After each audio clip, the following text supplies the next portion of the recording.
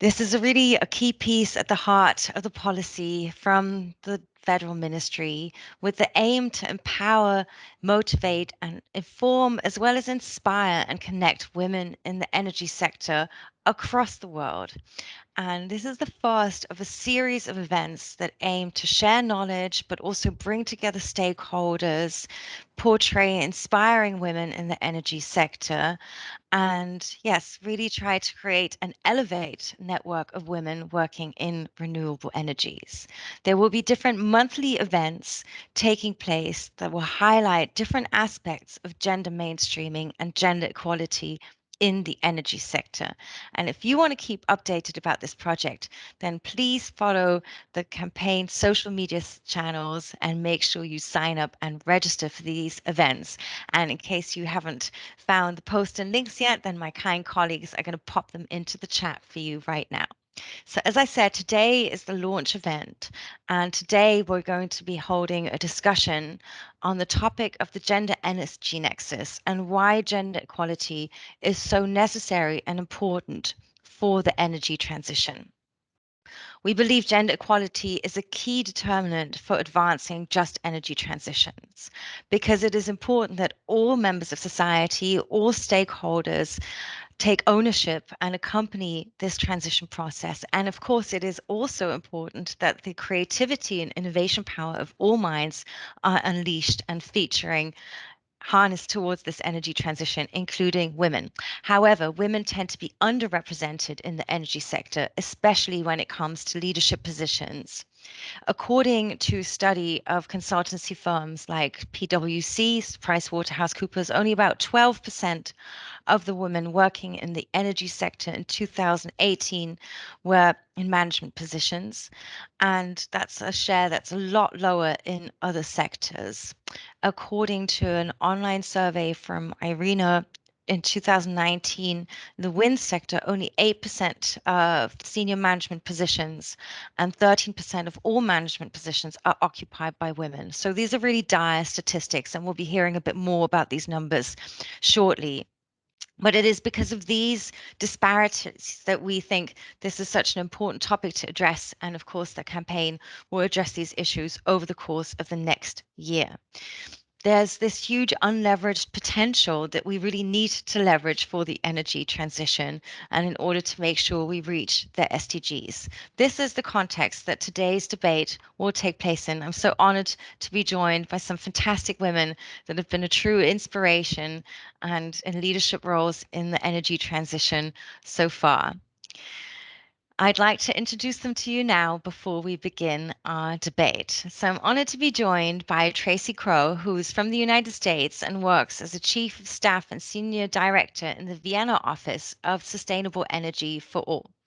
Sustainable Energy for All is an international organization that works in partnership with public as well as private sector organizations to really drive faster action towards the achievement of SDG Development Goal number 7, which is, of course, access to affordable, reliable, and modern energy for all by 2030. Tracey has a diverse background in international relations, clean energy, carbon markets, and communication. She's worked for a variety of organizations in climate and energy sectors and has also advised senior officials on clean energy policy and technological cooperation in this sector. She's also spearheaded a lot of initiatives and campaigns in this area. So it'd be great to learn from her today how to get the most out of women, Energize Women. Thanks so much for joining us today, Tracey. Thank you. Great to be here. Super great to have you. Thank you. Also very honored to be joined by Ellen from Zitzewitz, who's the Deputy Director of the International Energy Cooperation Department at the Federal Ministry for Economic Affairs and Energy. She has worked over the last 15 years in several senior positions in the federal German government, including Ministry of Economic Affairs and Energy, Ministry of Environment and Nuclear Safety, as well as the German Embassy in Moscow and the permanent representation of Germany to the EU.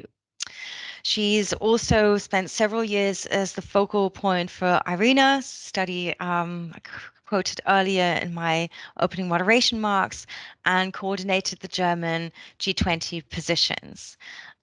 So she really has a wealth and background in this area, in this sector, as well as in international relations, which will be very valuable to learn from. She's currently the driving force behind Women Energize Women and has worked tirelessly to really make this a reality. So thank you very much for that, Ellen, and thank you so much for being part of that panel today.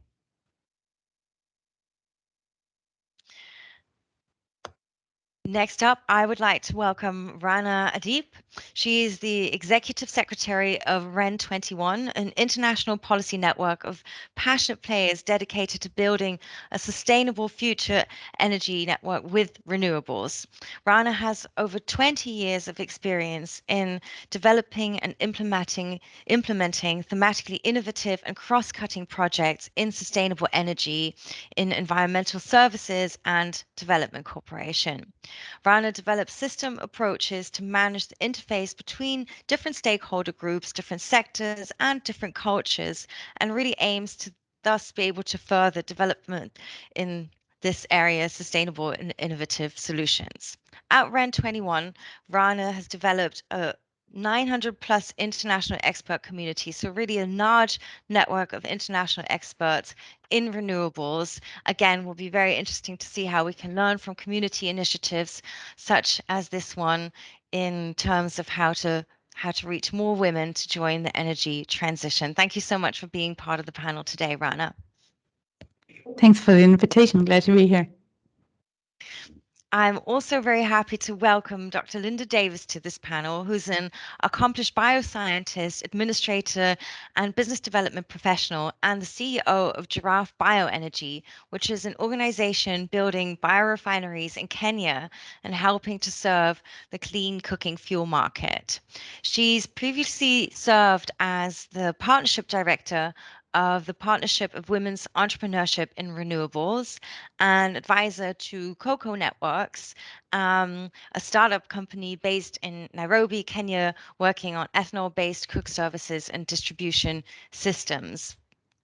She's over 15 years of executive experience in different senior level positions in the renewables sector, including solar systems and cellulosic ethanol technologies, as well as algae-based biofuels.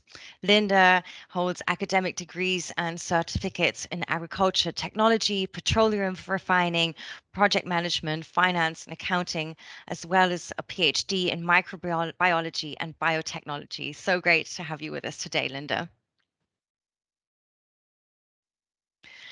And finally, I would like to very warmly welcome Christine Linz to the panel.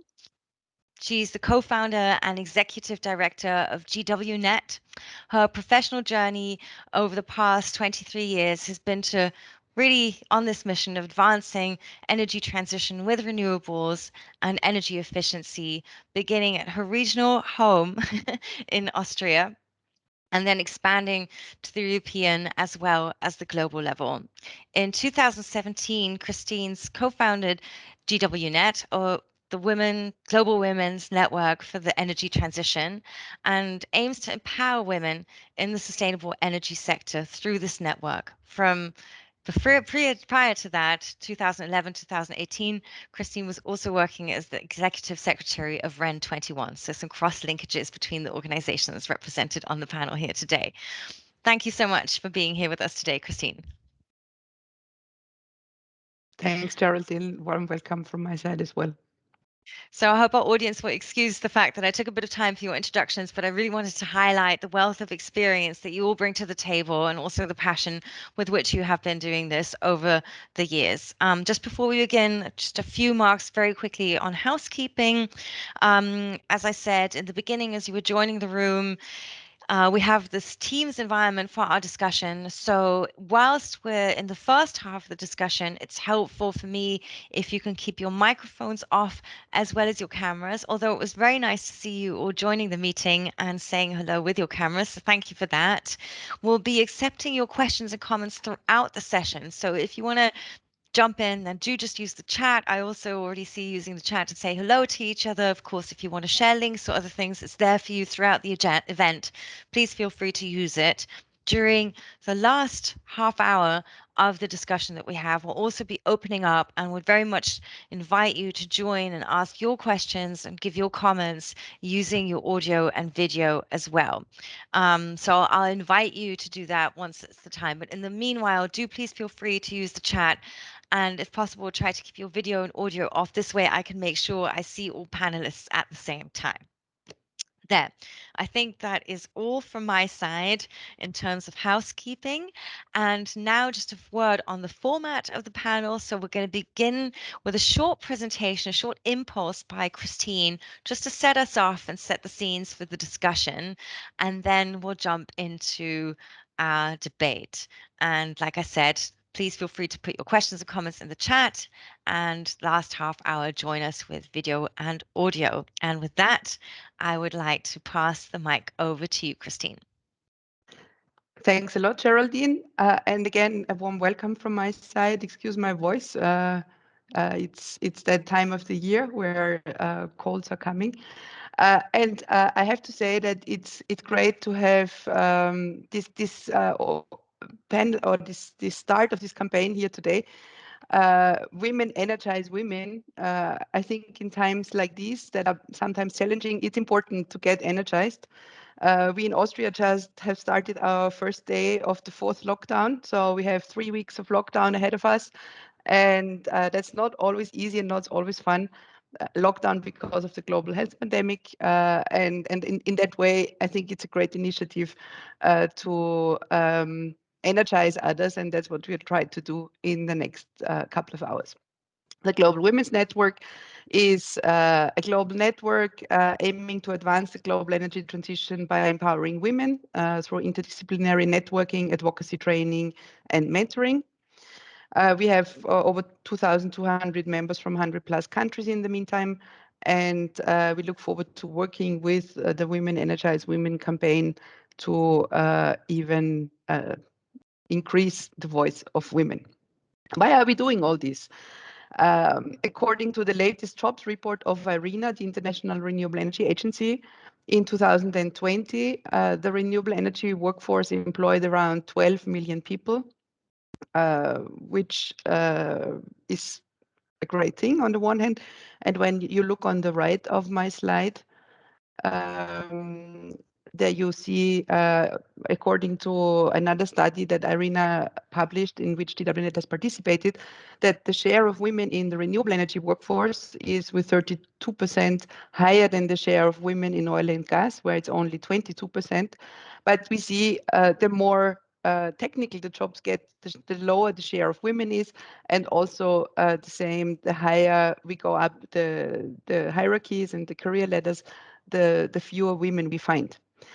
And when we look at the forecasts and we see that it is the renewable energy workforce is expected to grow to about 42 million jobs by 2050, then it's absolutely clear that this sector and this industry will need the best talents of both men and women. And this is exactly where we come in, where we try to empower and incentivize women to join that sector and to grow up the career ladder, because this industry will need the best talents of both women and men.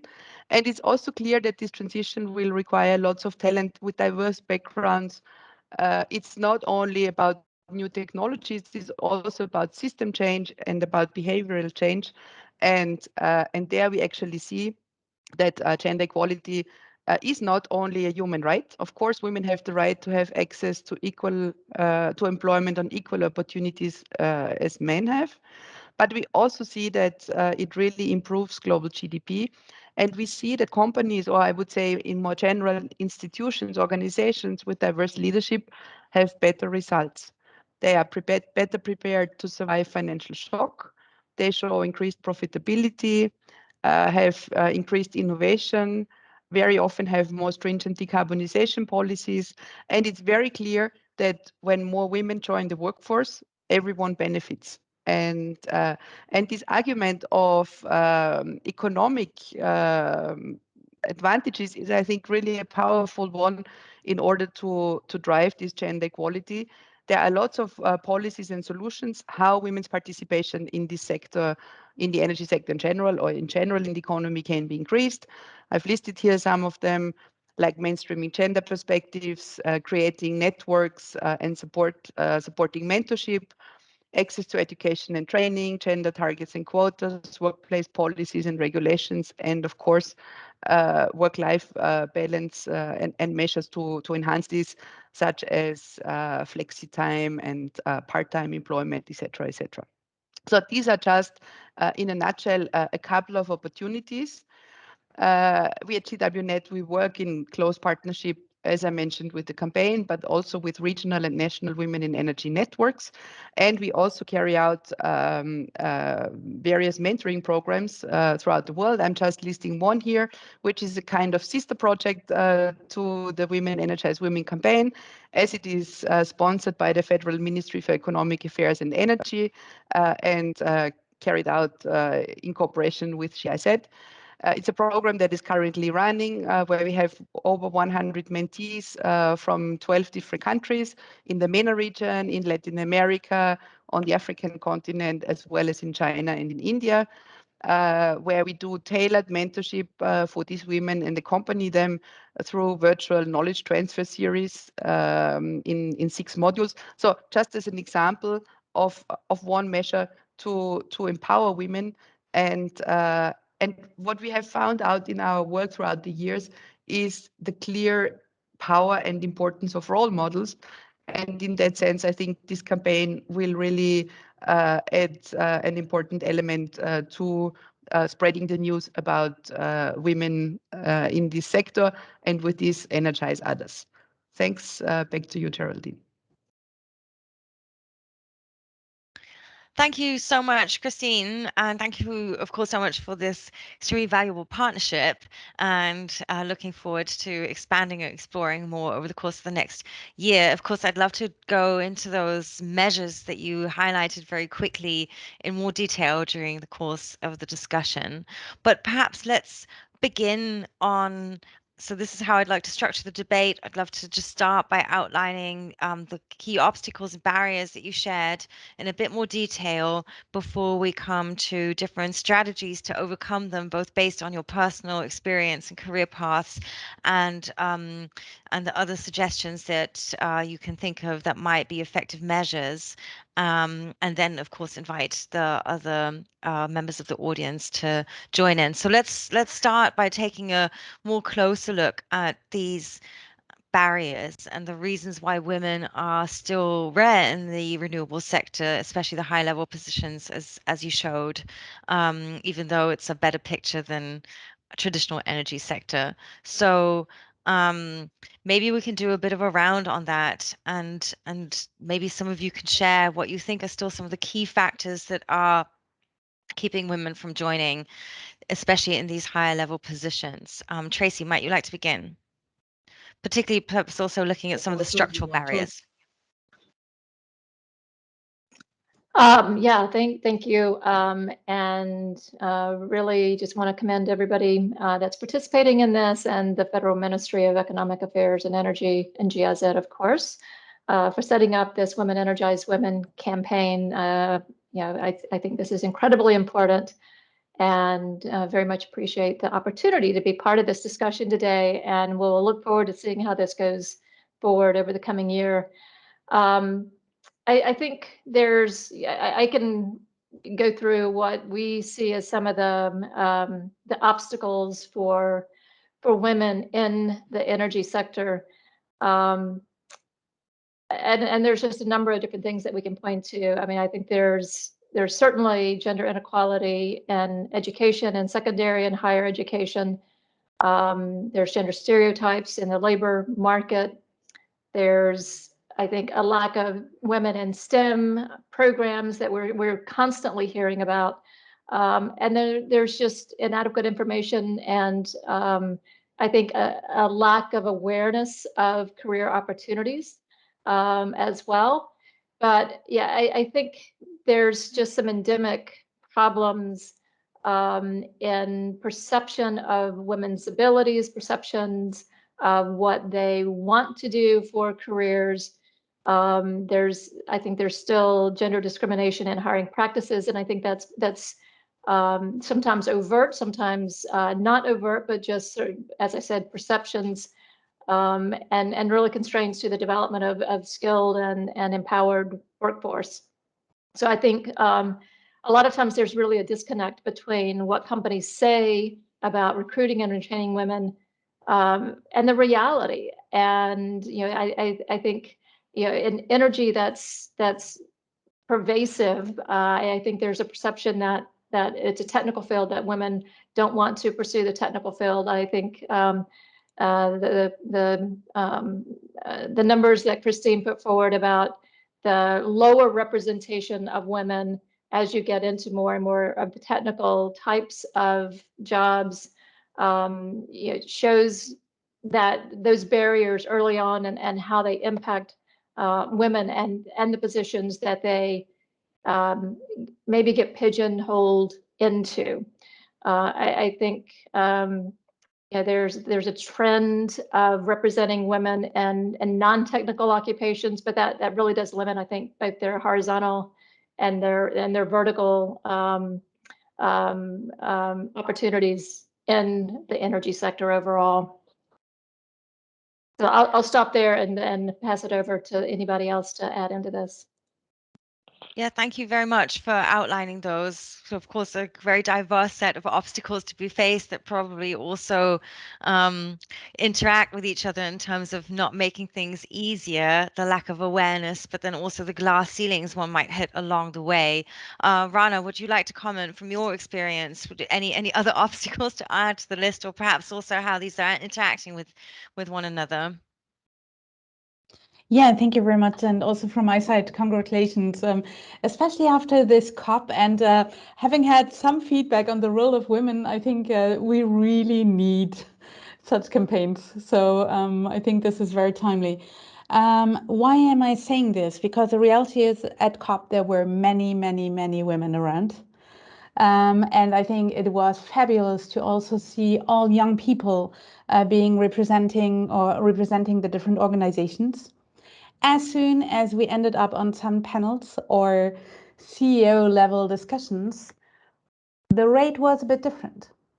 And I think this is, so why am I mentioning it? I'm going to borrow basically a quote I heard at a COP event. I think it was on the SDG 7 pavilion, actually, Tracey,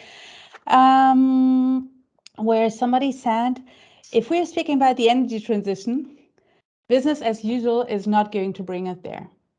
But the ones who have shaped business as usual are men. And so that's why we need women basically in the energy transition.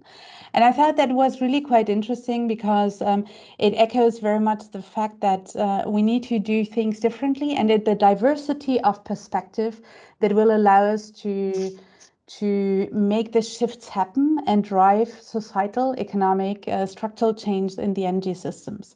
Now, why am I stepping back so much on this? I think to also show that some of the challenges we are facing are actually challenges that are not only specific to the energy sector. And so I would really like to broaden basically what Tracey has said. I think it is, I'm an engineer. We were 3% basically of women in my university. This is obviously bringing some challenges. It also brings some opportunities because the view is a bit different. And I think we tend to speak about the challenges, but there is an opportunity. So I think let's also take this opportunity of stepping into a role which is deliberately a different view on things. So the other part is that role models are really key. But I see it, for instance, from renting one side, we're in the secretariat, we're desperately trying to hire men because we have so many women. And I think that's something which is historically has been like this, but the women have been better candidates. Now, I'll be honest, this is being commented regularly on. Also within the renewable energy or the rent-to-run community. And I think this is exactly the part. There is still a social or societal acceptance to have a larger participation of men on panels than of women, and players are going to comment on this. And I don't think it's specific to our sector. And the other part which I would like to mention here, because in the discussion with some of our more junior, it's not junior, but mid-career colleagues, was that they did, even though we have some senior staff that have clearly responsibility and families at home and kids at home, etc., they did not see themselves as having such a time-intense job and having family next to it.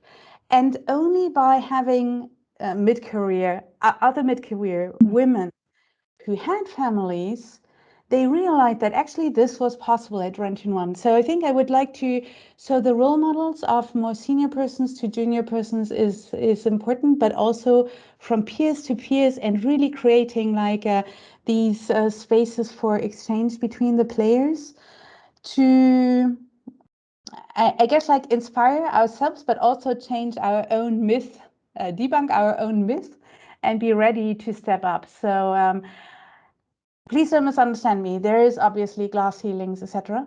But I also think that sometimes we can take a deliberate choice to position ourselves differently. Thanks. Yes. Maybe we'll collect that much. And here, yes. Yeah, no, it's great. And I think it's very helpful also. So maybe we can take another look at that. Like, what are the sector-specific barriers and what are generally barriers to keeping women out of leadership positions for the further course of the discussion? And you also already pinpointed some of the possible solutions. So we'll definitely take those into the later debate as well. I would love to, of course, we have different stakeholders here in the room also representing different actor types that say they're all important to the energy transition. So I would like to also see that from your relevant perspectives when we come to the solutions, but maybe whilst we're still on the obstacles, Linda, perhaps you can share also from the perspective of a founder, an entrepreneurial perspective. Do you see different, do you have an impression of different numbers when it comes to that side of the sector, or the factors that were already stated by your fellow panelists, are those equally as grave as for you in terms of gender disparity? Yeah, absolutely. Thank you very much, Tracey and Rana. Good to see you again, Rana. For your comments, absolutely everything resonates with me.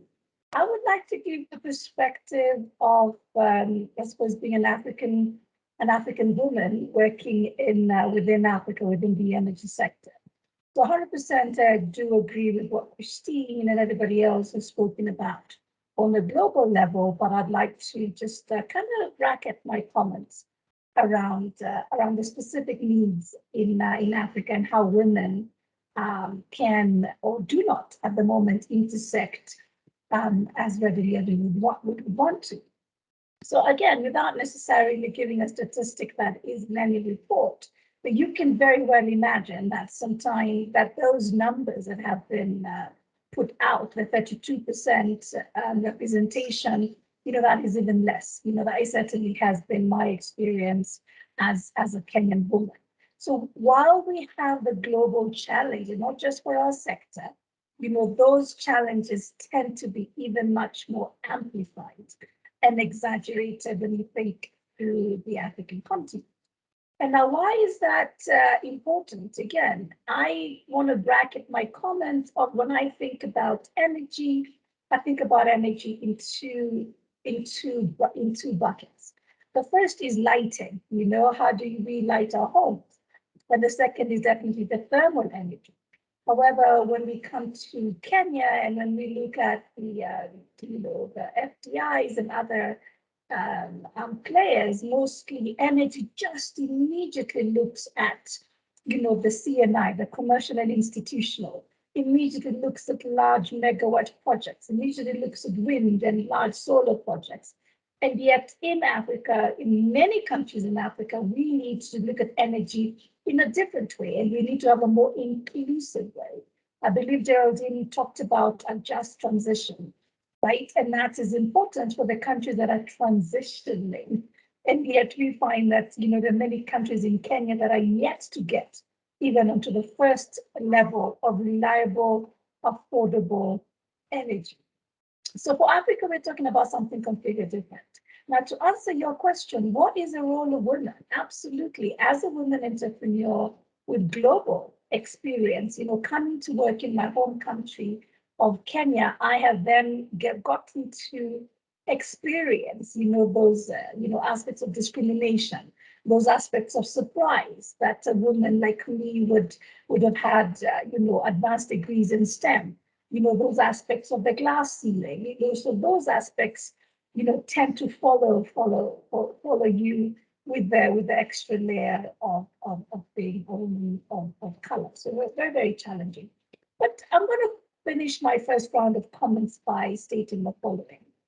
With the unique aspects, with the unique challenges that I say many African countries follow, that is, energy at the household level, right? There are stories after stories after stories, and not just in the energy sector, where the communities around these large energy projects are still disadvantaged, whatever that looks like, right? And for energy, we have, hydrothermal projects, for instance, and wind projects, and yet those power lines absolutely go right above the villages going into other markets, right? So we find that these challenges are quite rampant. So now what can I as a woman do? What can I say, even as right now we're coming together as a global community to energize each other? Thank you very much for that initiative. What can we do? Well, we can, for one, really understand and expand our vocabulary. African women, Africans everywhere will be most grateful if we can understand that when we talk about energy, it's a granular, not a monolithic piece. It's not about, commercial and an institution. It's not just about, energy efficient buildings. It also includes your most basic reliable energy in hospitals, right? So we can have good healthcare. When we talk about the vaccines in the current pandemic, right, there were challenges to be in distributions, and those challenges still exist. So looking at distributed energy that serves the needs of the people, no one being left behind, is very, very important. Looking at energy for cooking, that is a big one, right? This is a market that honestly, many women are impacted by disease and disability because we do not have access to clean, affordable, safe cooking. So maybe my point is this, Geraldine, and thank you for this comment. Let us collectively, as we are energizing each other, be inclusive, even in our language. And I do agree with the other comments as well. Thank you. Linda, we've already received a first question in the chat. Maybe you can just elaborate very briefly before we move on. Because the question came in about the particular challenges for women on the African continent within energy transition. And you just pointed out the importance of seeing things as this as an inclusive transition. So I know, like from previous conversations, that of course, in many African societies, women are key in energy provision and in energy management, because that is part of the role that they do in their everyday lives. So how do we make sure perhaps that we see all of these different challenges being faced by women and not just focus on something too narrowly? So the intersectiveness of our challenges, basically. A great question. I'll answer that question when I think about best practice. Yes, we understand that we have to localize solutions. Yes, I understand we have to consider customs and local capabilities. However, what is sometimes frustrating for women in Africa, for me myself, is when the capabilities of skill are not recognized in global conversations. What do I mean by that? It's easy for us to say women in Africa are energy managers of the household. Women in Africa are the ones who decide, how much energy is going to be used for cooking and who's going to get that one little lamp that is around there.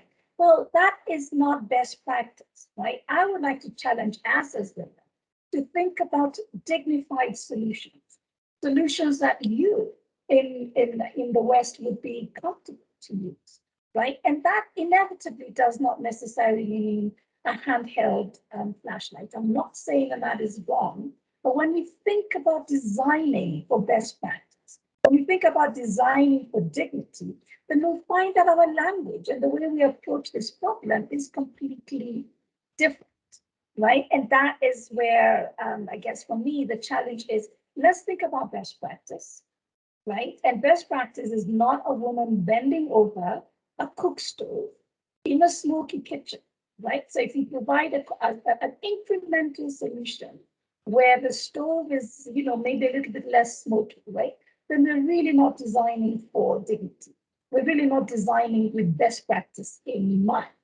And for some reason in Africa, that is where a lot of the interventions start. What do the women do? Let's do something that is recognizable, and yet that is not always a suitable solution. I hope I've answered your question, but I'm happy to expand some more. Absolutely. You gave a wonderful answer to this question. And I think that's so important, what you just said, that we challenge the narratives that we're presented with. And I can highly relate to what you said. As you might know, I come more from the field of digital technologies, but there's a similar narrative about the power of mobile first in Africa, which is also something to be challenged, because as a great thinker and colleague and friend of mine, Najira Simbuli, once said, how many PhD papers are written on your mobile phone, or how many pieces of code are coded on your mobile phone? So similarly, challenging some of these narratives that sometimes lead us to romanticize perhaps certain realities. Thanks very much, and please keep your questions and comments going in the chat, dear audience members, before we open up for you. So Ellen, sorry, thank you for waiting so patiently. Of course, I want to bring you into the debate as well.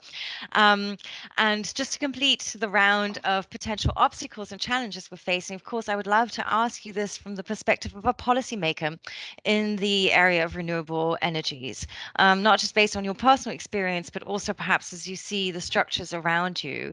So I'd like to invite you to speak on that.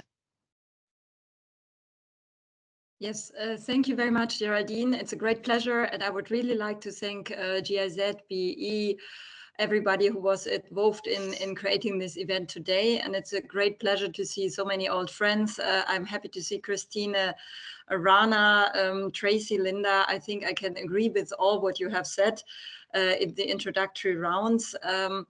For me also, if I start with a bit of a personal note, my mother was an entrepreneur. I was not raised up with these obstacles. What are women roles? What are men's roles? So I just entered technical studies, and I was just expecting having the same opportunities like maybe my brother or other male colleagues. And it was really interesting to see this glass roof phenomenon. I mean, for me, it was very easy to start my career. I was always the only woman everywhere. And when you're young, this is very easy to be then the only woman you're promoted. But then exactly what you said, Rana, in Glasgow at the arena assemblies, when the microphone went on and the real negotiation starts, suddenly the number of women was extremely reduced. And I have to say, sometimes there were more women representatives from Africa speaking than there were actually from Germany or from some of the European developed countries. And that was really, for me, a little bit a shocking moment. And then we had this study where we have more men in the higher ranking positions of the German government with the first name Hans than women. I was really realizing that this is an issue. And suddenly you realize, you walk in the ministry and we have the portrait of all our ministers over the last 70 years. And there was only a woman for a few months stepping in as a minister, but actually we never had a proper economic minister. We still didn't have, until the founding of our country, a female foreign minister. So, I mean, this is an issue, I think, which connects us from all around the world. And I'm really happy that we are all here together. At the same time, I have to say, during my career, I met so many great women. And it's really incredible. Also, this network which is then creating. I'm still in contact with my early contacts in China, or where all my male colleagues say, "Oh, you know, it's difficult to create really relationships." No, it's not. It's possible, and I think that is also something which I find throughout my career. This is really an asset we can bring in, which is really outstanding. And it's a lot about human capacity and networking, maybe sometimes more than about certain technical knowledge or other qualities which women have also. And this is also why I would really like to call this, we have also here the DENA, we have other groups who are working on the same efforts we are doing. Let's do that as a very integrative approach, because sometimes I also see there's certain parallel processes, and we should really see also this new campaign as an add-on to all the work you are doing here on the panel, and also many in the room. And we were already hoping, this is the third years we are funding this initiative, and I'm really very glad, Christine, about the work you have built up with your mentoring program. We see so great results in the countries. People are so happy. That's why we are also really happy to continue that work. We really wanted to have that personal, and I'm still hoping in May 2022 we can have this personal meeting as well. But I think even in COVID times, and having also children at home in the lockdowns, which also maybe many of us have at the same time, working until 2 o'clock at nights, that we need to do also sometimes in these times. And I would also like to come back to the numbers. I would like to come back to the mid-career situation, because there I see it splitting up a lot, at least in the German system. I would just really like to call us all, let's do it as an inclusive. Let's not do that as a separate initiative. This is a platform we're creating to make more light visibility for all your efforts and all the projects. So with that, I would like to finish my introduction. Thank you. Thank you so much for outlining all those points and for sharing that incredibly shocking statistic about more hands than more women in German high-level government positions. Let's change that quickly, I'd say. I'd love to invite you all to share a little bit of your personal thoughts and experiences if we're now moving into sort of strategies to overcome these barriers and break open that glass ceiling before we move away from our personal experiences and perhaps share some recipes that we think can work and how to support each other's work even better in future. So thanks already for sharing some of your personal experiences, Ellen, which are yeah, very interesting to hear how that path, you know, you come in and you think the world is your oyster, and then it's sort of shaped by experience as well.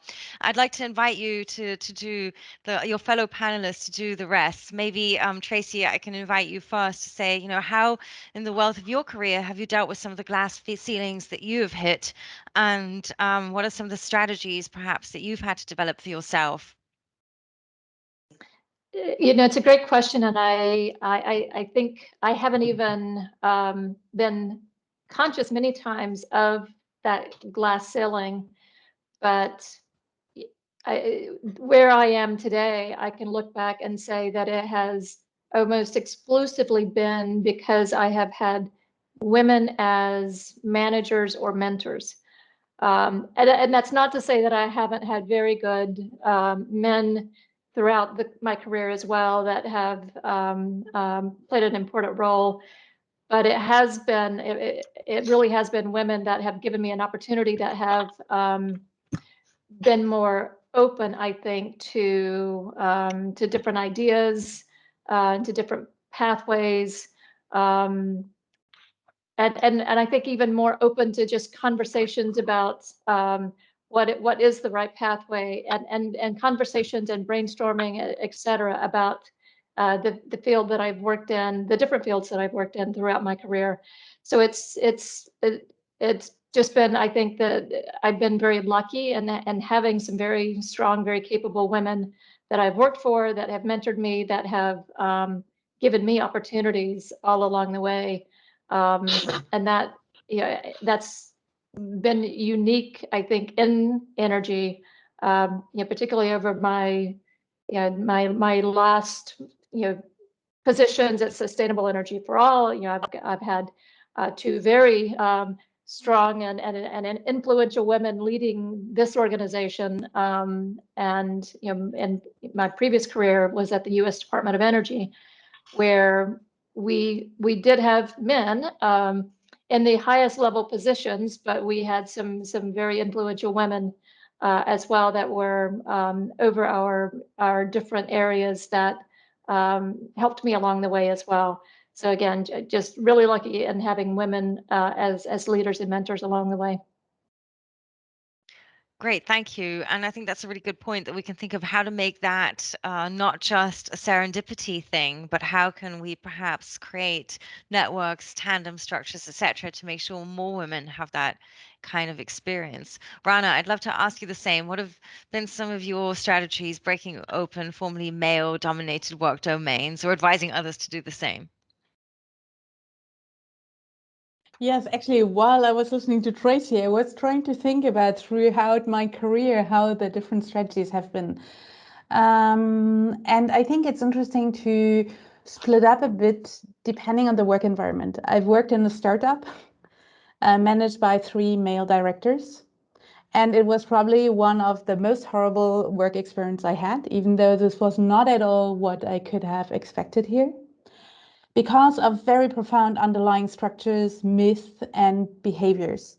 So in this situation, it was very clear it was about going away as soon as possible, because I could not keep up my own strengths and continue basically my fight, so to say. Fight sounds very like moving forward and trying to make things change. And I'm mentioning it here because I think sometimes it's also about stepping back and wondering, are we in an environment where even we pick up the fight and it will change something, but we also manage to protect ourselves? And I think I think it's really something important. I've worked in a company with 300,000 employees, and we're very clearly in the management basically level. There was less women than men. Here, I would say it was very often about not only focusing the primary target audience, but also finding out what other players influence decisions. And I think this is something which is in general quite interesting, is there are always different ways of reaching a goal. I would say, like, with regard to this, and even though it's not what I would do naturally, but preparation is key with regard to this. It's like being clear about where you want to go, stepping back, analyzing the different players, because the reality is we're speaking about power dynamics here. We're speaking about human beings. And I think here it is quite interesting to really do some prep work and analyzing it. And I guess, unfortunately, the reality is that as women, we still need to prepare more than men with regard to this, because we are often not yet part of the inner circle, I guess. And on this inner circle, the other part is really, and I think this very much the learning also from Christine, but also with regard to Rent One in general as a network of networks, is like really this part of connecting with other players, peers who are in similar situations. Because let's be honest, there are situations which are positive, there are some which are more challenging. It is really important for us to create sounding boards here, I think. And this is probably something which can be systematized a bit more. So I think through Women Network. But in general, it's important to build up such networks and sounding boards at an individual level too.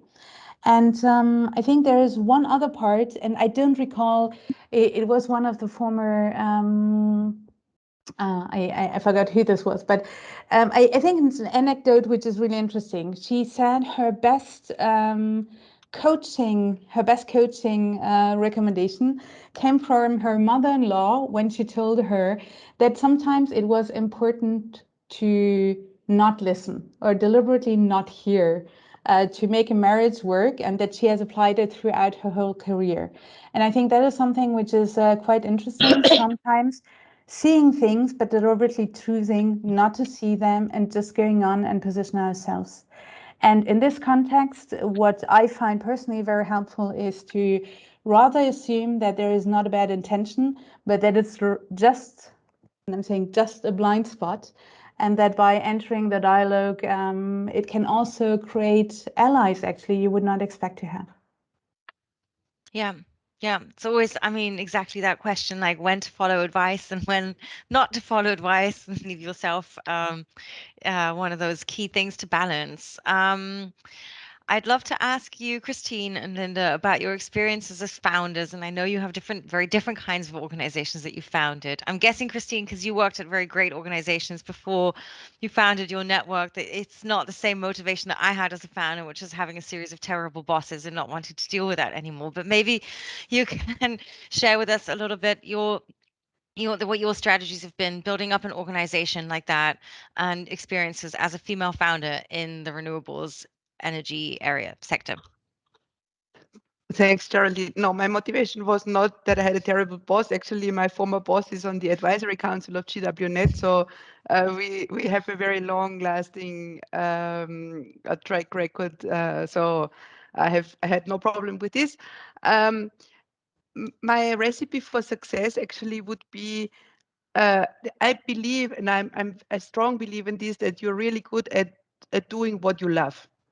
And of course, no job is perfect, and there are lots of things that also, you know, when it comes to closing the accounts or doing, I don't know, cost statements or whatsoever. I'm not saying that this is all my favorite topic, but in general, you know, I wake up in the morning and I really burn for what I'm doing. I really feel that I bring something useful, and this is what motivates me. So and that is very different for everybody, but I think it's a great recipe for success. And then I quite like this quote that says, change it. So try to change something which disturbs you. And then when you cannot accept it, and if it bothers you too much, leave. Nobody is, nobody's obliged to stay with an organization. Of course, in some circumstances, you might be more reluctant to change because you are in a system which comes with lots of benefits, etc. That you are less ready to change. I mean, and then I'm also a big believer in seize the opportunity. You know, when I started my career in the regional energy agency, which was it was a government-like job. It was, you know, an organization funded by the government. When I went to Brussels, not on an expert contract or whatsoever, I left my job. My father said, "You're totally crazy. Why don't you do this?" He said to me, "Look for a job in a multinational and then be sent abroad." And I said, "No, I want to do that now." And I went to Brussels without this safety network. Retrospectively, I'm not sure whether I would do it again. I was back then, I was 27. You know, I wouldn't do it the same way 20 years later, but retrospectively, it was the right thing to do. And this is what I mean by seize the opportunity when it presents to yourself, and then really understand what you can change and what things you can't change, because if you then stick too long in a toxic environment, that might also then impact on your motivation and on your drive to work, and I think that's then also problematic. Another really good piece of life advice there, to know when to put your energy in a place or take it elsewhere, which is definitely not always an easy thing to learn or see for yourself. Yeah.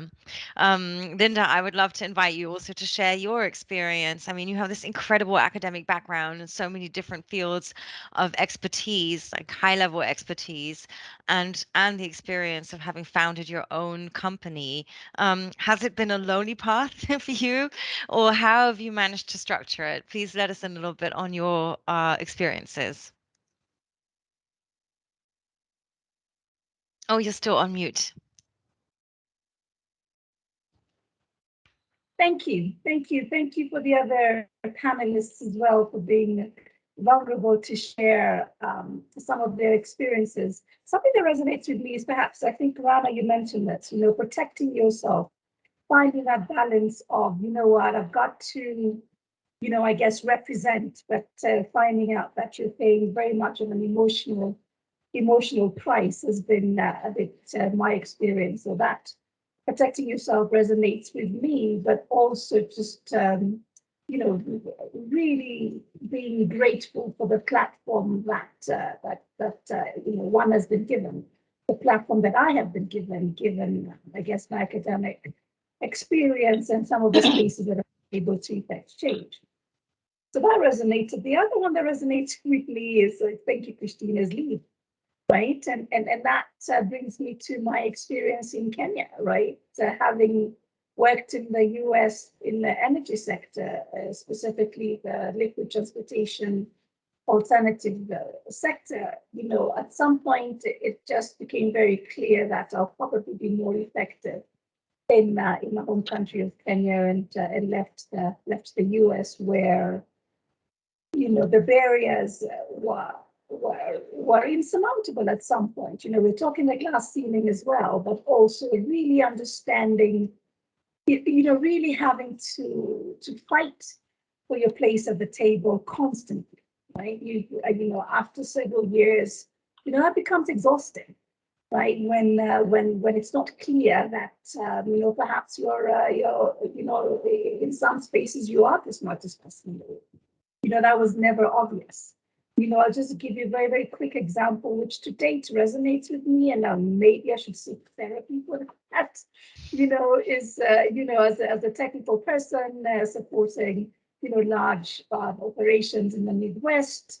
You know, my sales team, you know, were challenged, and they said, look, we're going to bring our expert from San Diego, you know, Dr. Davis. And okay, on the appointed day, I show up, you know, with my team, and you know, we meet in the conference room, and the men typically in this factory are coming to the conference room, chit chat, 10 minutes, 15 minutes, and I'm thinking, oh my goodness, you know, this we need to get started. And I suggest, okay, gentlemen, you know, perhaps we can get started. And everyone looks around the room and said, but where's Dr. Davis? You know, we can't start without Dr. Davis. And, you know, and there's just so much to unpack there, right? Because even though we've shared cards, you know, they've called me Linda Davis and they have a card in front of them, you know, but, you know, the cognitive dissonance that the technical expert cannot be this young woman, you know, that was, you know, 5-6 years ago, whatever that is standing basically before us. So that gets exhausting. That gets very, very exhausting. Now, you know, so I quote unquote escaped and came to Kenya, and it's no better. And I'll tell you why. Because now as an entrepreneur, and I'm glad my colleague worked for the State Department, I did too, with the organization, Partnership for Women's Entrepreneurship in Renewable, you know, and then we lost our funding in 2016 for I guess, change of administration reasons. But what I really want to kind of finish my this part of comments is, the challenge I'm experiencing right now is we are fundraising, right? So my organization, Giraffe Bioenergy, with a big ambition of building biorefineries. Now, biorefineries, by definition, we will be looking out to raise millions of dollars, right? And millions of dollars typically are raised by men. And if not, it'll be foreign founders who look like foreigners. So back in Kenya, there's still enough of a challenge, because there's a stereotype that a woman in energy, well, you know, we're looking at funding in the tens of thousands, if that, right? So when you show up and say, look, I want to build a biorefinery because we're solving a problem that is at scale, right? No other jurisdiction, no other geography has solved their energy problem thinking of, hey, you 10 women, hey, you 10 villagers, come together and build an electric grid. Come together and solve your energy problems, right? There's always been a national attention to the issue of providing energy, right? Yet in many parts of Africa, you know, the global narrative is, you know, a bunch of women will come together, here's $5,000, you know, go right ahead and provide for your energy needs over and above everything else that women have to do around the home. So that is a challenge that we come across, and not just myself, right? For women working in this sector in Africa, it's a challenge. You know, who do you think you are that you are going to think about energy solutions at the scale that they're supposed to be thought at? Right, especially when we're looking at SDG 30 coming across from us, 600 million Africans still do not have access to clean cooking solutions, to electricity. 3 billion still don't have access to clean cooking solutions, right? So how are we thinking about this problem on such a small scale? And how is it that we have to explain yourself even more when we say we have to think about that scale? I'm raising my hand to say that support me, show me what we need to do collectively so we can provide this solution that will absorb hundreds of thousands of people at a time, and not just a village here and a village there and a village there. People are dying. So anyway, thank you, women, for this. It's really fantastic to hear the global experience as well, and allowing me to add my voice from a Kenyan perspective, from an African woman perspective. Thank you. Thank you so much for sharing it, Linda, and so many important points that you've raised in that intervention. I know, again, from the tech perspective about the difficulties of racism in the VC, venture capital money flows. There's an organization in Kenya called Lawyers Hub that hosted some really interesting debates on that throughout the course of the year, in case anybody's interested in further listening or viewing.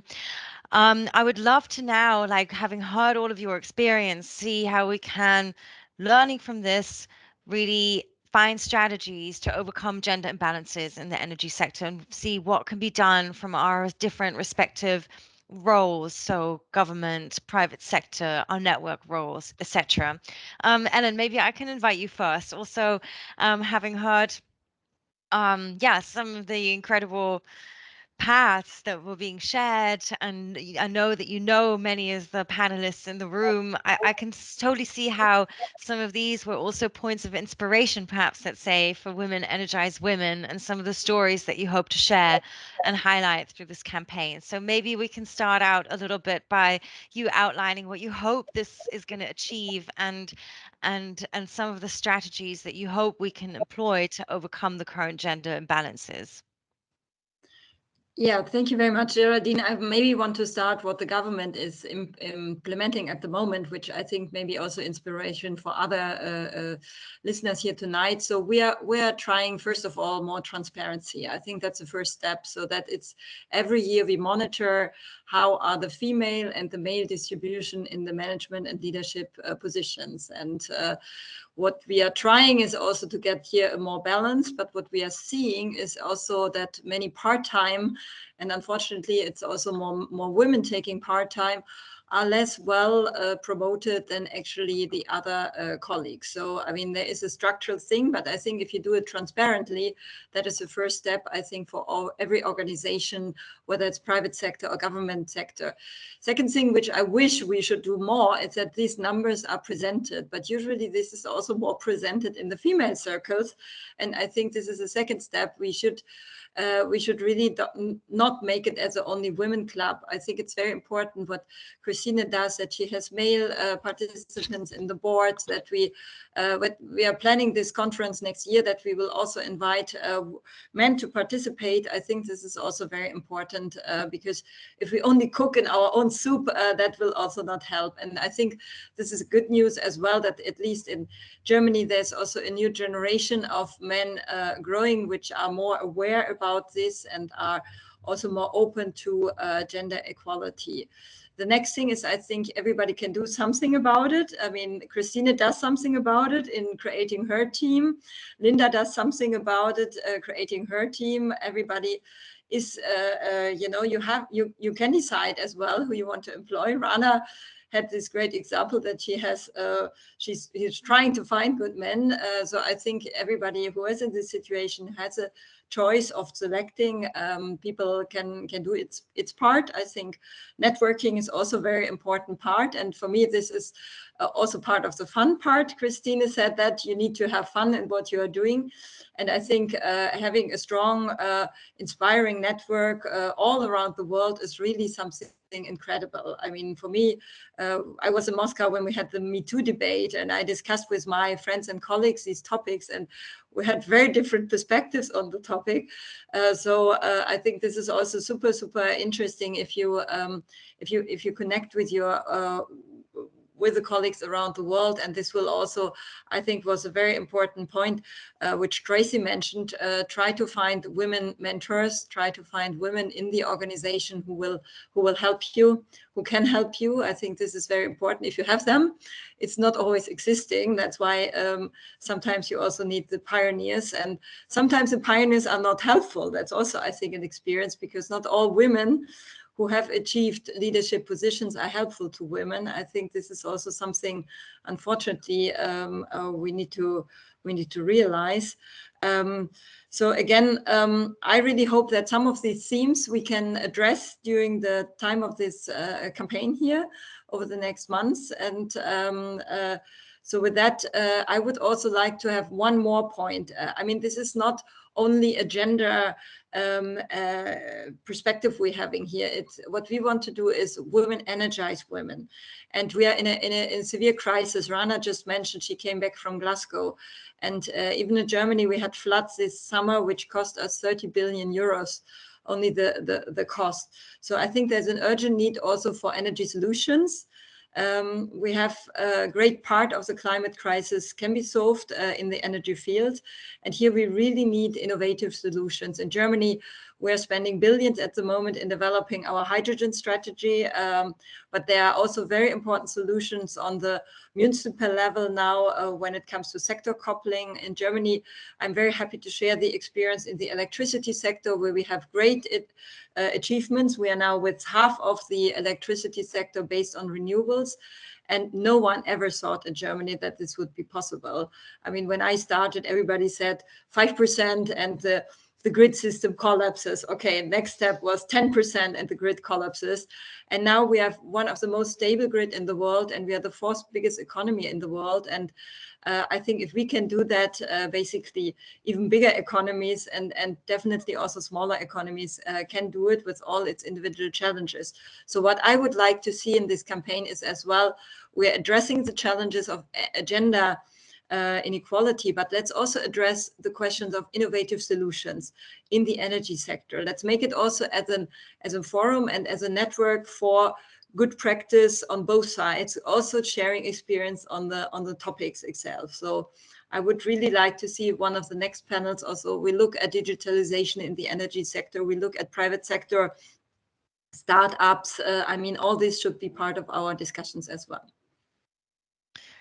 Thank you very much. They absolutely should be. I'm just viewing the points coming in the chat because they're definitely also very interesting contributions to the discussions. Christine, I was going to ask you, like, how can, and this is already leading into the, oh, sorry, Rana, you just raised your hand. Do you want to comment quickly on what Ellen said? Yes, I would like to comment because interestingly, I think it's a very good point on the innovation and bringing the women perspective in. And I would just like to invite everybody to think, step back and monitor a bit what is happening on innovation topics on social media. And when you're looking at the comments, what the male and women rate is. And I think this is where probably we can all take a decision today to take action.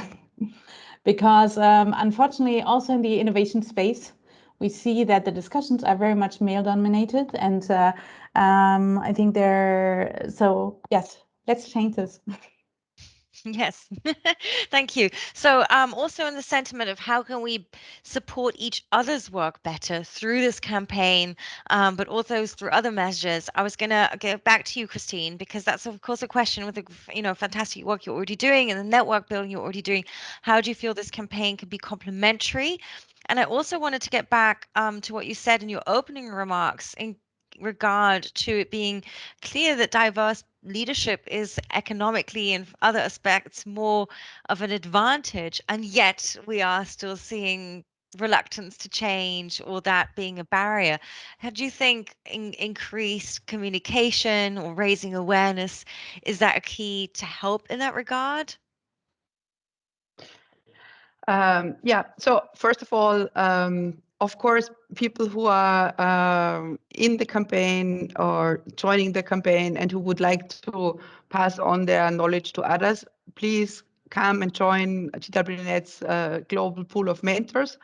We are lucky to have over 400 women and men in that pool. But of course, if somebody feels ready, and we do this matchmaking on a very individual level based on the goals that the mentee stipulate. So we need lots of talent there, and I can tell you it's rewarding to pass on your knowledge. So that could be one thing. The other thing is we offer throughout these mentoring programs, also the one funded by BMWI, on empowering women to advance the energy transition. We have fantastic mentees from, as I mentioned, over 12 countries, over 110 women. We do create social media cards for them, but we have already started to exchange with BEE and GIZ and said that we should make use of synergies and actually use this campaign also to promote them and to bring light to women in that space that are maybe that do not have the exposure as the quote-unquote usual suspects. Because that's also an important element. As Ellen has mentioned, this is about creating networks. One should really not underestimate the importance of networking. And we had earlier this year a session with regional and national women in energy networks on networking, and it was clear that that women tend to do networking whenever they have time, whereas men are just much more strategic about it and integrate it in their daily routine, and that's where it should be. Decide on whatever platform it is that you will use, but then go for it, because networking is not about reaching out to someone at the moment when you need something from them.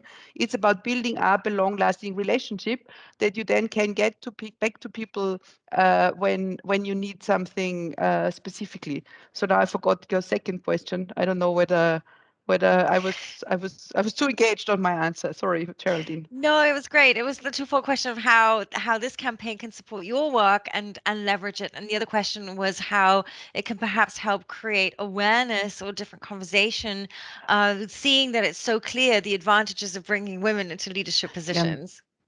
Yeah, on this, I think an element that we have maybe not yet touched upon in our discussion today, what we always feel is there is a lack of data. And when there's no data available, of course, it is difficult for policymakers or for anybody to take action. And that's why we are really working hard with organizations like Arena to shed a light on the situation of women in energy. We work with different organizations on, on creating this awareness about the subject, about profiling people, bringing role models to the table. We have done also with the support of BMWI this study, Women for Sustainable Energy Strategies to Foster Women's Talent for Transformational Change, where we exactly present some strategies on how women can be empowered and how this brings better results. And by spreading this news, I think it will slowly pick up, but we definitely need more awareness and more communication about these issues, because we are far away from the 50%, and we need to be even more active to get us there. Absolutely. Thank you. I want to ask one more question to Tracey and one more to Linda before also opening up for questions and comments from any of the participants that want to come in with audio and video. And Princess, I still have your question noted. I was going to ask a similar question for the closing round, so I've got that one on my mind. Tracey, you were speaking earlier about the power of networking, about the importance of having people for like coaching or guidance in your life. So I was wondering if perhaps we can see how could that be something that we can organize better through the networks that we're running. Maybe that's something you can also share how you're working on that through Sustainable Energy for All, trying to provide access to such networks and to peer mentoring like that. And a question that came up in the chat earlier is how can we also involve men in that? Because Salua commented, for instance, in Algeria, the economy is based on the energy sector, but there are still a lot of sort of gender cliches who's better off doing the job. So how can we also involve those men perhaps to be good tandem partners for women coming into the sector? I'm going to go back to an earlier point too that I think is still relevant, but just talking about careers and advice for advancing in careers. I think the comment was seize the opportunity. And I just wanted to go back and say, create the opportunity. And I think that's been a big part when I think back of what I've had to do, but it's also something that I see women doing regularly. And I think it goes to innovation. And I'm not going to say women are more innovative than men, but I see, and maybe it's because of barriers that exist, women sometimes have to be much more innovative. And what I would say is, don't let them limit you.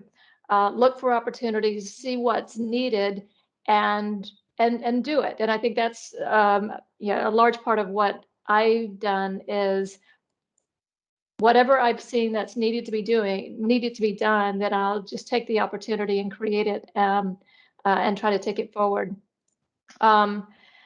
So yeah, another thing that I just wanted to come back to on numbers, when we were talking about the number of employees in the renewable energy workforce, I think 32%, somewhere in there, which is better than the oil and gas sector. So that's good. But the other thing that has happened, that I mentioned this briefly, but there's a trend of women being employed mainly in the non-technical occupations in the energy sector broadly, but even in the clean energy sector that I think is I think we want to think of as being more advanced, but women tend to be put in sales positions and administrative positions, and that really does limit, I think, their advancement in the sector. So I think mentorship is critically important, and we partner with GWNET, so that's a really good opportunity for SE for All to partner with them. We partner with Clean Cooking Alliance to try to find those mentoring opportunities and help women advance in their careers. But you first have to get them into the careers. And I think one of the big things that's missing is a focus on the technical side. So I think we really need to create opportunities on technical training. One of the things we just announced at COP was a partnership with the NOW Foundation, which has the Open Africa Power program, and that really targets technical training. They're doing technical training in Africa in the energy sector, in the clean energy sector. What we're doing and bringing this partnership to them is focusing that on women. So we're making sure there's at least 50% women in that technical training to get them started in that field so that they can move up and not be pigeonholed into those other positions. The one other thing, other important point that I want to make as well is I think we tend to focus on jobs in the private sector, and we need to focus on jobs in government. And I think Ellen is a perfect example of that. But the transformation at the scale that we're talking about is not going to come. We hear a lot of people say we can't do this transformation with just government. But we can't do this with just the private sector, and we need government. We need women in government. That's where the policies are made. That's where they're implemented. So we really need them, as well as policymakers, analysts, diplomats, and certainly energy ministers. Absolutely, and I think that's sort of a sign of the times, this realization that we need more innovation potential in government as well, if we want governments to be at par or able to even shape innovative policies, or at least keep up with startup sectors. So yeah, thank you very much for adding those points, Tracey. Super important. Linda, I would of course like to invite you as well to share how you think the initiative can support the work that you do, and perhaps you can also just share with us how your organization tries to have impact at scale, which is something that you pointed out earlier, which is of course so important in order to reach the impact and effects that we're aiming for. Yeah, thank you very much. I basically have two broad comments. The first one, for women, energizing women in this network, and the other networks as well, is to help expand the narrative. So I would like to see, when women talk about energy, the scale of which and again, I am thinking about Africa, my home continent, the scale of need is decoupled from the scale of solution, right? So I'd love to see if this, I'd love to encourage us all to think about the problem and to think about scalable solutions as well. And to, yes, romanticize, women taking action at the village level and support others. But let, as an organization, think about, talking across the spectrum. Big problems often require big solutions. Again, echoing what Tracey has said, it's not just the private sector, it's the government, right? And governments, when done right, are able to do big things, right? And do big things from an enabling policy and regulatory standpoint. I mean, that's critical. So if we can expand the narrative to see that women are centralized in all these tables, that will be very, very helpful for us, certainly for my little organization in Kenya, and then, but also for the global conversation. So the second thing I want to say is, those reference points, again, we talked about this. For me as an entrepreneur, I spoke more as an advocate. My first comment was more as an advocate. What do we need to see? What do we need people to be talking about in a global stage? So when I think about myself, when I put my entrepreneur hat on, help us create those reference women. And I thank you, Christine, and everybody else for the work we're doing. But we need to make sure that VCs are not afraid, of African women entrepreneurs. VCs are not afraid of women teams, because yes, we have, we can talk until blue in the face. We know that there are advantages for having diverse teams. But where are those references? I would love to be able to see, entrepreneur X, was backed by a VC or some some level of scalable funding or some scalable support, and look at where they've gone. Those role models, those stories are not. Well, I certainly haven't been able to find them. So those kinds of stories, regardless of where these women are from, global women, I'm so excited this team has representation from a number of countries. Those are the stories that will be helpful as well as we expand our narrative. Okay, the third thing I'm going to say, I did say two, but this was really quick. They did say, think global, act local. Yes, educate girls, right? For me personally, it's one thing to say, we don't have women coming in into STEM. The problem is also, amplified again when we think of some of our African countries. So yeah, so looking at, getting in at the ground level, right? So yes, the women that we're mentoring at GWNET, that Christine is mentoring, are early mid-career, but how about the high school? How about the primary, elementary? Maybe perhaps intervening in our own little areas and starting there will ensure that this kind of fora are not relevant in 20, 30 years. And I think that is when we would have done it. Thank you. Thanks very much. Christine, do you want to comment on that quickly? Please unmute yourself. I need to unmute myself. Yeah. Thanks for raising that point, Linda. It's really important, and we are struggling in our minds on how to get this done, because it's quite, especially when you think about it globally, it's quite a big effort. We are mainly focusing on empowering women that are already in the energy sector, but we need to do more on getting women into the energy sector. So that's absolutely clear. But I also very much like your approach where you said start small. Each of us, we can go back to our universities or high schools and do maybe a talk about what our careers in the energy sector involve. It's maybe a small contribution, but with a lot of small contributions, you also change something. So until I have the big, and of course we would need a global campaign, but for this we would just need some funding, because I think there are different initiatives here and there on getting more women into STEM, but this definitely needs more concerted efforts. Thank you, Rana.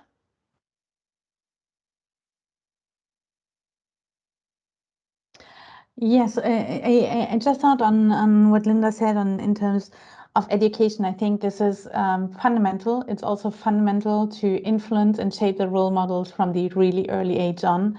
And with regard to this, I just want to broaden this because I think it's educating the girls, but also educating the boys.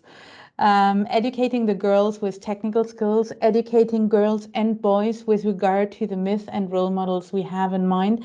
And often it might just be enough to ask questions. And so since we are speaking about a campaign here, maybe a communication campaign can also be developed in parallel to this, because let's be honest, we have quite deep myths and beliefs, including role models, including the role of renewables and fossil fuel, etc.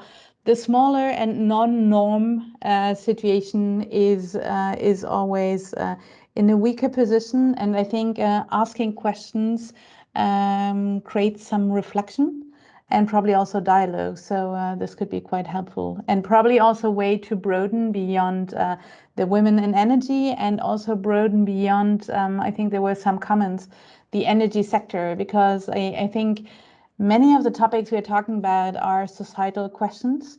And when we're looking at decarbonization, so there was a link to transport. Yes, we see many parallels to the transport sector, and might be quite interesting to create like echo chambers, but also build on women to make the links between those sectors stronger, so that we can really drive decarbonization here. Yes, thank you. And I mean, in regard to STEAM education, it's so great to see so many developments to make access to learning how to code or how to create hardware easier, but still such a long way to go as long as this is not integrated into schools, at least not in Germany, in an accessible way. So yeah, very twofold at the moment. Lots happening, but lots still to do. Maybe just quickly, Ellen, do you want to jump in and comment on the point of bringing innovation potential back into government or increasing it in government, and how you're trying to create the right kind of policy environment at BMV? Okay. Yeah, I mean, we are standing at a crossroad at the moment, so we are forming a new government. So that will also be an opportunity actually to change a lot of topics in the government. I mean, our government works a two-ways approach, so it also depends how the stakeholders approach us. And this initiative actually was an initiative from the private sector, was an initiative by BE together with GIZ. So we are responding to that as well. So I would say you're right, it needs women in the government sector. It's not always easy. Sometimes I would say it is sometimes more tricky in the government sector than it is outside. But I think we need this dialogue between you as international organizations, between the private sector, to give us as well the pressure to react on these topics. And I was quite surprised when we raised this campaign in the ministry. It is highly rewarded also by our general campaign team now as a BMWI campaign. I was actually more, I was not sure whether this would be accepted like that, but I think it's important that we do these efforts, and I think that the echo was really positive, which is also, I think, encouraging me again that we should continue and build on these approaches as well. So on innovation, yes, we need great innovations at the moment in Germany, but I think we need it globally. And let's really do this campaign as well on some of the subjects. What are these innovations which are needed? I mean, in Germany, we need urgent innovations to decarbonize our industrial sectors, our hard to decarbonize sectors. We need solutions to close the last parts. I mean, I think 85% decarbonized energy sector is one thing, but 100% decarbonized is really also something which requires another effort. And again, we want to do it in partnership. 90% of the emissions are outside the European Union, which means we need to increase our efforts as well in our global approaches. And here I think it is really important that this campaign also looks at innovations not only for Germany, for the European Union, but for Africa, but for Asia, but for the MENA regions. I think we need these adapted solutions, and we would very much like to work also also in the fields of startups. That is definitely part of our campaign as well. I'm also a great fan of twinning startups, of bringing together the finance sector, the private sector with the startup sector together. So these are maybe some of the themes or some of the sectors we would like to work on over the next months with you and all the networks. Thank you.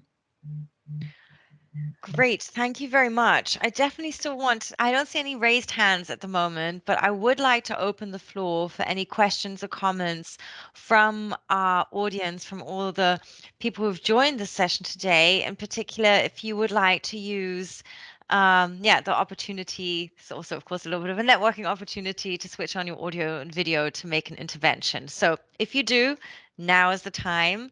Please feel free to switch on your video and audio, or raise your hand, which is helpful, of course, in case there are many of you.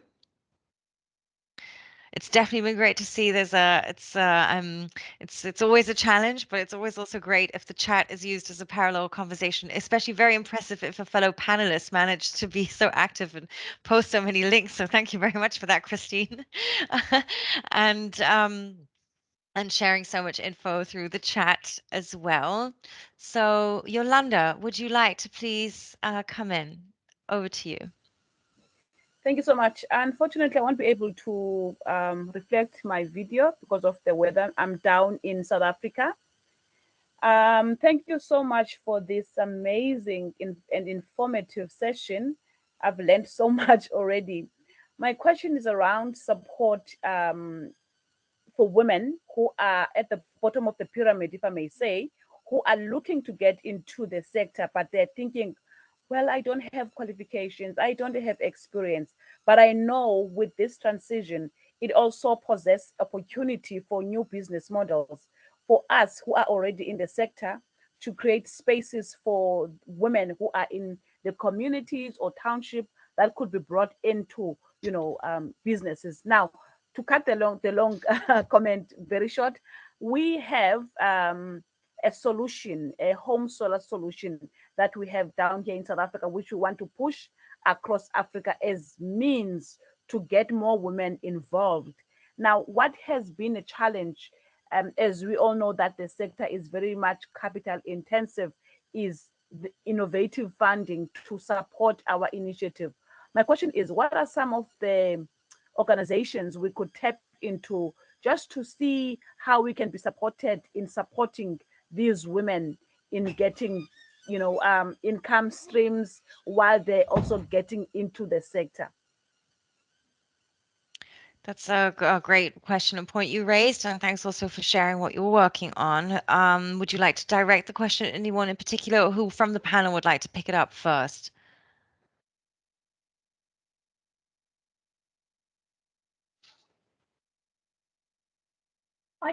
I can go real quick. Thank you very much for that comment from South Africa. So this to me is just a really classic example of how we need to speak to our leaders.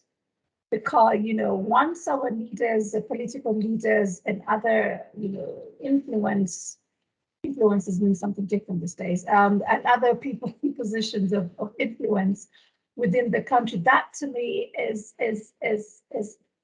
where I would start, to make sure that your voice is heard in the South African Parliament, that your local leaders absolutely understand what it is that your organization is trying to do with the constituents, right? Then from there, then it might be easier to amplify and get the traction that you need. Easier said than done. I do appreciate it. Thank you. Tracey also had a point to add, please. So it's an interesting question in terms of early on, how do you get support? And one of the things that we know of from our own research is that female-led energy access initiatives and those that are providing women with sustainable energy, they're not getting the financial support that they need. So I think I was just trying to look back at the numbers that we had, but it's very, very small share of total development assistance in the energy sector is going towards those initiatives with a specific gender focus is something like 2% to 11%, so very, very, very small. So we've first of all, we've got to change that, and we need to get finance going towards supporting these initiatives. And then the other thing that I would just point out is, one of the things I mentioned was this Open Africa Power Program. We're partnering with the Now Foundation on, and that is, right now it's focused on technical training, and it's a very holistic look at the power sector, but it's doing the technical training. We're also looking at doing some job shadowing, but that's scholarships that's being provided to youth, and what we'll focus on is the scholarships provided to women to give them that opportunity. So that's something that we've got so many scholarships funded now. We're really trying to scale that significantly in 2022 and then keep incrementally increasing it, but we're looking for funding to be able to do that. But those are scholarships that are supporting women in these training programs. I don't want to assign any of you homework, but I am just guessing that if there are guests here who are particularly interested in some of the programs your organizations are running, and some of the examples from your lines of work that you spoke of, that they can get in touch with the organizers and would be happy to help coordinate further exchange beyond the session today. Sandra, you'd also raised your hand. Please, over to you. Oh, sorry, Ellen, did you want to comment on this particular point first? Okay, then we'll have Sandra's intervention first and you after. Please, Sandra.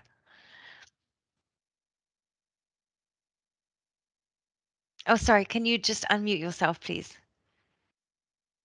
Sorry. Hi, good morning. This is Sandra from Mexico. What an inspirational panel. It's been great to hear all of the examples and the initiatives that you're working on. I'm currently working for the C4All, for Sustainable Energy for All. I'm the program manager of the Women at the Forefront program. And we've been working to champion the next generation of women leaders.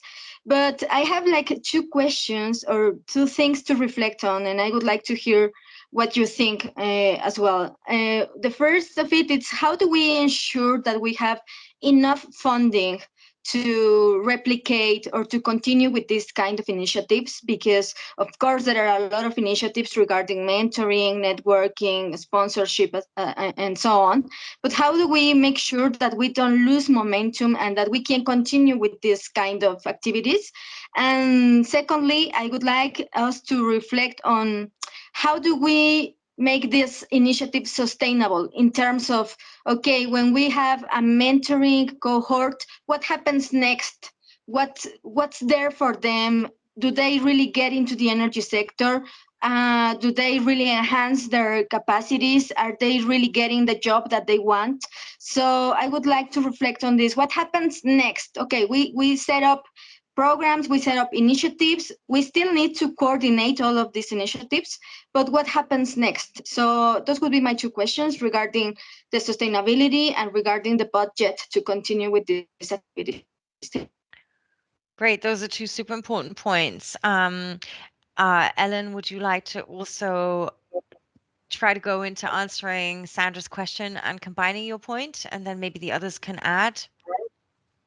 Yes, I will try that. So we are trying to combine. I mean, we're talking here about different levels. When we are talking about the energy transformation system, we're talking about the situation in Africa. We are talking about what you say, the bottom, what to do with the girls in Africa on the countryside. We are also talking about your program of sustainable energy for all.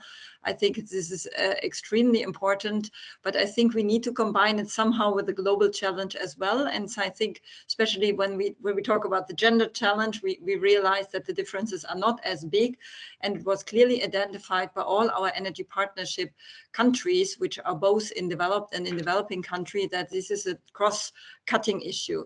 Nevertheless, I think it is also important, maybe during the campaign, we can have a little bit of focus of different challenges. And I think it would be maybe good to have one event really focusing on the work you're doing with Sustainable Energy for All, with the colleagues of our Ministry of Development Cooperation, or maybe even closer in your programming, and you could also address this question of funding of your programs maybe better to them than you can do to me, because I'm more overseeing the energy partnerships of BMWI, which is only one part of our government energy cooperation work. Nevertheless, we do have also in 25 countries, we have energy partnership secretariats, which are mostly in the energy ministries embedded. And in the developing countries, they are implemented by GIZ. In Eastern and Central Europe by DENA, and in the more developed countries, we have other implementing agencies. So if it happens that you are active in one of those countries, please don't hesitate to connect with the responsible colleagues there. And I'm really, this is part of the integrative work. So I mean, they will not fund a whole program of sustainable energy for all, but we are hoping that they can find solutions. And there's also a donor coordination momentum in our work there, so that we can also try to help you.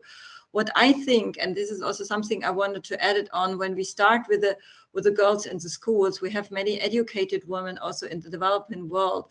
And what we are trying to build up, there is now a testing in Jordan, for example, that we are also connecting it stronger with the internship in the company, so that we have this way also from the education into the professional way, because I think this is also sometimes a gap. You have well-educated women, then they are maybe also starting their families, and then the step between the academic career and the step into the economic sector is also missing. So there, the program is really also entering into the internship with the companies. I think could be an important bridge we have to address as well. So I really believe what was said earlier, that we need integrated solutions, and we have many initiatives. Maybe this campaign can also help to map some of these initiatives. I mean, we have GWNET here, we have RAN 21 here, but I think there are more initiatives of the United Nations world. I know that we have it through the SEM and so on. So we really would like to interconnect with that, to create a platform to make light on this, and hopefully also in May next year we can create a forum. There was one comment also looking at the transport of women, mobilize women. I think this was, and this was actually indeed also one of the inspiring motive when we saw that we wanted to look how we can use that as well for the energy world as well. So again, I mean, I think we need to cluster some of the issues in certain topics, because I don't think we can address all topics at an event like today. Is only a kick-off meeting. And please feel also free to give this feedback to GIZ, to BE, to the women leading this campaign here. We can have topics addressing certain topics. We can connect you. As I said, if there's a certain topic, Tracey, I am happy to connect you to my BMZ colleagues, unless you don't have these contacts already. Or in South Africa, we do have an energy partnership secretariat in South Africa as well. In Kenya, we are not so active. Unfortunately, this is more the colleagues of the BMZ active there. But in many countries, I would be very happy either through us or through other organizations to help you in this context. Great, thank you. The networking is undergoing in full swing, which is fantastic. Let's hear Christine, and then one last question or comment from Suhair. There we go. Thank you, Geraldine. I want to get back quickly to Sandra. So our experience is it's important that these initiatives, such as the mentoring programs, etc., are embedded in well-functioning structures. I just take the example, GWNET has started with our mentoring program in 2018, and we had a cohort of 10 women where we started small. In this year, also with the big support of BMWI, but also with many others, such as SE for All, such as the World Bank, we have more than 200 women in our mentoring programs. So from 10 to 200 in a couple of years, that would not happen. You know, we don't force anybody to join our programs. We have many more applicants than we can actually accept to the programs. So I think when you build up a good product, it's kind of many others then approach us and just want to replicate it. And this is just not only us. I think there's lots of people who experience the same and do the work. what we do when our programs are finished. Of course, we don't, they're not sent off, but we always say, this is for us, this is the start of a relationship.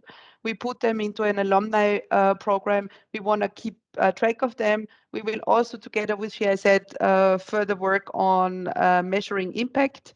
And so all this is important. One last word I want to just mention, because it's also something the campaign could look at. We have co-initiated an energy and gender compact on gender equality and women empowerment for sustainable energy transition. That was recently endorsed by the UN, that works towards SDG 7 and really women empowerment there, where it's a platform where also organizations can register their commitments, and that keeps track of progress. It was initiated by Energia, UNIDO, and GWNET, and many others that have signed up to it. So all these things are important and need to be in order to spread the news. And I think for all these, the campaign is definitely going to be very useful. Great, thank you so much. And also thanks to the GIZ colleagues for posting also useful links in the chats on the things that we talked about. That's great. Let's hear one last question or comment from Suhair, please.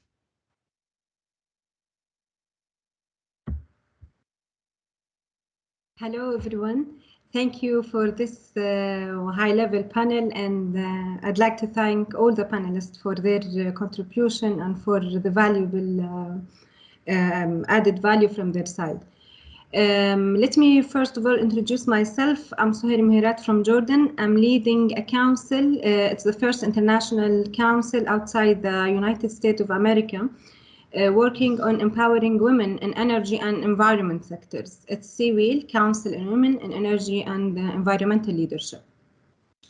I'm working on empowering my colleagues, the female colleagues, in addition to the males, since 2014 in the council, and actually we exceed the level of doing the communication activities. Till now, we exceed the 1,000 attendees who attended our activities in networking and doing that on voluntary basis.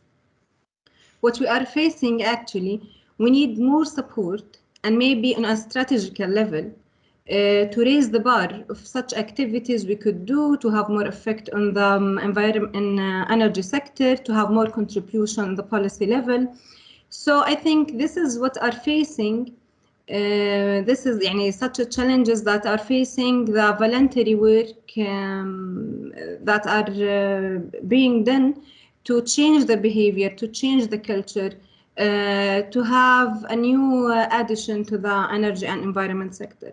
So I think such panel and such experts maybe could advise or guide how to do next level of activities or guide us where to go. Thank you. Thank you very much. Maybe also a question where we can give some hints of advice here, but perhaps also follow up with a more detailed conversation of how to connect initiatives with your incredible work. Sounds amazing. So thank you for sharing. Any pieces of advice how to take the next steps, perhaps also particularly working with networks of volunteers from the panel?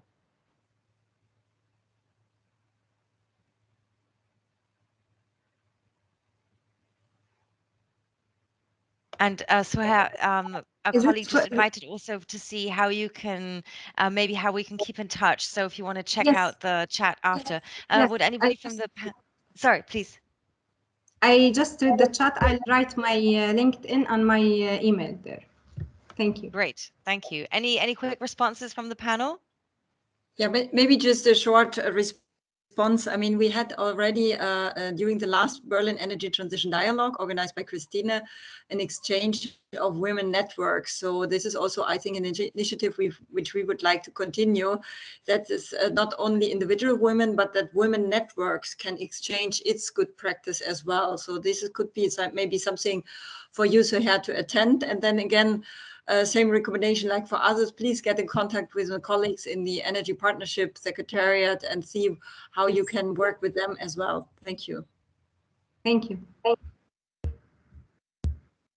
And just to add very briefly, sorry. No, go ahead. You heard from Sandra, who is our fairly new program manager for women at the forefront, but she's bringing a lot of really good ideas into SE for All, and one of those is trying to connect women networks around the world so that we can actually achieve more than just smaller individual actions that maybe don't have an opportunity to learn from other things that are going on. But I think there's an opportunity there to do mentorship programs as well. And Christine and the team there at GWNET are doing a fantastic job. How do we take that and really expand it and take that learning and take it much more broadly and really exponentially greater numbers than where we are. But I think it is connecting those networks on the ground all over the world. Thank you so much, Tracey. I just had a technical notification that our meeting is ending in 5 minutes, which is true, but I don't know if it will be ended for us in 5 minutes. I have 2 points on the agenda left, and I'd like to combine them both in the interest of time. We would like to invite everybody who's part of the session to take a group photo, which would mean switching on your camera so we can take a screenshot. So if everybody wants to join in the fun and switch on their camera for a group photo, that would be great.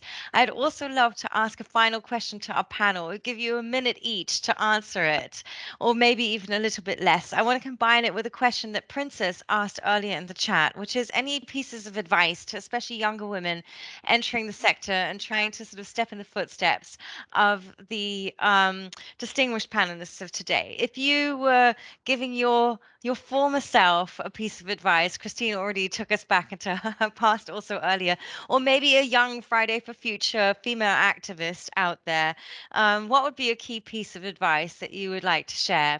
So perhaps we can do a quick closing round on the panel on that question whilst everybody's switching on their camera for a group chat. Christine, would you like to go first? Sure. I would say go for for a subject where really your heart beats for, and then don't be shy, speak out, ask for advice,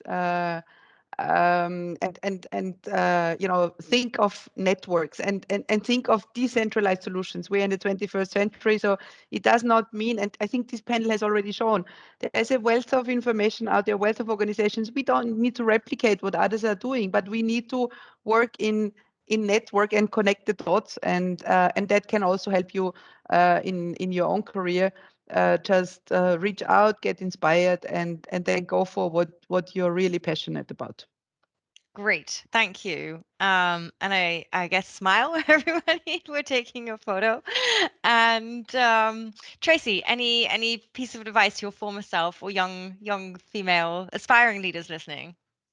I'll go back to what I said before, and I'll be very brief, but I think it really is about creating opportunities and really trying not to let people limit you. So look for what's needed and jump in to do it, and don't be afraid of jumping in and creating something yourself that's needed that might not be part of your job description, but you can create a new job sometimes by doing that. It's also a great piece of advice, because many of the young women starting out, this question, what do you want to be when you grow up? We have all these jobs to create. So, so much to invent in terms of future career paths. Rana, one piece of advice from you. Maybe just to build on what Tracey said is don't let others limit yourself, but don't limit yourself. We also have barriers in our minds, and to build on this, I think really speaking up is not easy for everybody. So 2 pieces of advice here. Very often the barriers or the opportunities lie on the things that are not talked about. So ask questions and don't feel bad about asking questions when you don't have the answer. On the contrary, this creates opportunity to connect. And the other one is if you're shy, if it's difficult to speak up, either get yourself a theater class, sing, whatever, do something fun, which makes it easier to speak up. And then force yourself a bit out of the comfort zones because this will pay off. That's wonderful. Thank you very much for that. Linda, are you want to share some advice? Yeah, absolutely. I think I just want to echo the words of notorious RBG Ruth Bader Ginsburg as spoken by Rana, because I was smiling. I didn't realize that saying was universal, because my mother always says, before you get married, have both eyes open. After you get married, close one eye. So I guess I'm just going to emphasize, be deaf and be blind. Maybe if somebody had said that to me growing up or coming up in the ranks, that, just stay focused, and some of this distracting, because that's really what they are. They're distracting conversations, distracting matters that end up limiting you when really that shouldn't be the case. So absolutely be very, very selective and be very, very focused and keep your eye on the ball is what I would say to my younger self. Thank you. Thanks so much, Linda. And a final piece of advice from you, Ellen. Oh, thank you very much. I mean, I can also echo what was said. Take risks, go out of your comfort zone was very good. Say something like despite. You will face resistance, and don't get disencouraged from the first time of resistance. And find friends and network like those women we have here today on the panel and in the chat. Thank you. Well, thank you all so much. I would say let's one more photo then, maybe one more cheer and applauding each other.